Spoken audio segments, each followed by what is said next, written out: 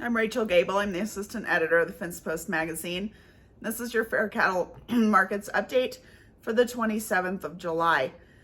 Tomorrow is the United States Senate Finance Committee's hearing titled Implementation and Enforcement of the United States-Mexico-Canada Agreement 1 year after entry into force.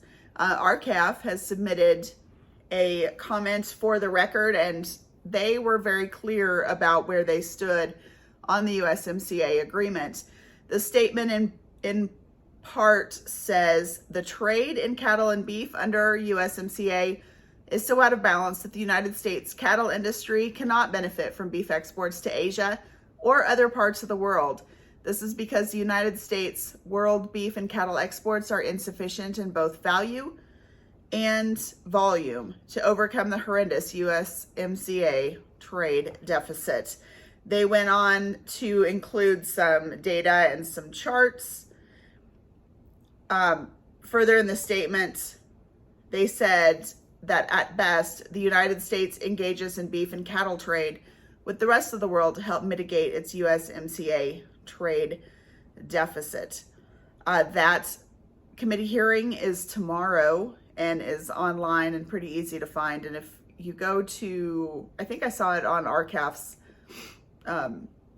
Facebook page that there's a link, but it's, if you just search Senate Finance Committee hearing, then it's pretty easy to find the link too.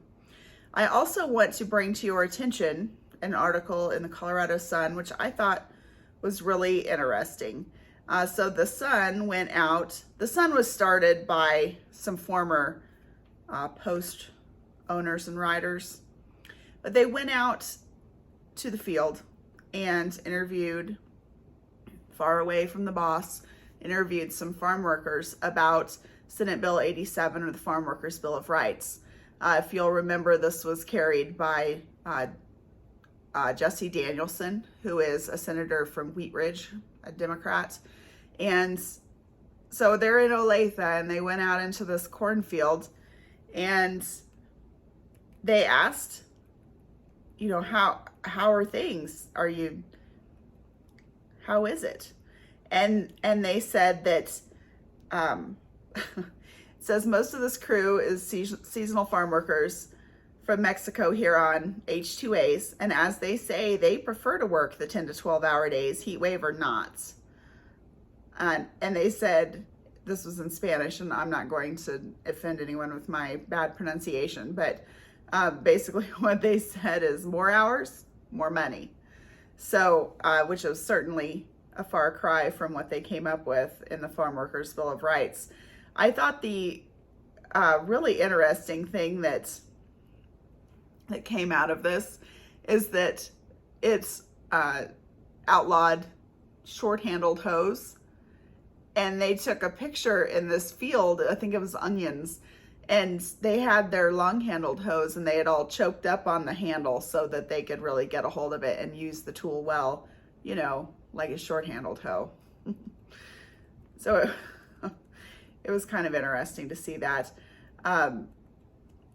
There was quite a bit of talk in here about the treatment of ag employees and whether or not they're, you know, what's happening. Janie Van Winkle was included in the article, and she said, you know, we were right alongside our employees, and we were moving cattle from one drought area to a slightly, you know, a new grass, less drought area. But in Western Colorado right now, it's all drought areas. But she said that if they had to keep an eye on the clock, I mean, well, you guys know this, you're out moving cows and stuff. If they had to stop and say, oh, it's time for a shade break, it's just not reasonable. And that's why so much of that went to rulemaking. But if you go to the Colorado Sun, it was really interesting. One of the other things that's interesting was this. John Harold is a lifelong active Democrat who marched in the streets of New York City in support of teachers unionizing half a century ago, and who continues to trumpet his left-leaning political views with a large Biden-Harris sign outside his US 50 facing packing shed in Olathe. This is John Harold, who owns Tuxedo Corn. He admits that he's butting heads with his own political tribe on the issue, but it threatens to push his costs 250% higher than states he competes against. As far as I'm concerned, John Harold said, this is the poorest piece of legislation introduced this year. Interesting. Colorado Sun, you can find that there. And of course, we'll have some additional coverage of the labor legislation on the national scene as well. I'm Rachel Gable, and this is your Fair Cattle Markets Update for July 27th.